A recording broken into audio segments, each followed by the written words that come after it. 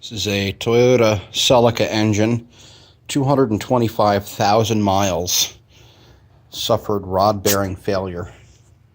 So this cylinder 4, back of the engine, as you can see, is nice and tight. Cylinder 1, the failure occurred.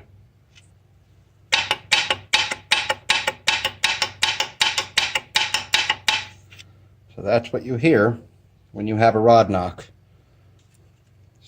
While the engine is spinning, the rod and the cap are beating up against the crankshaft.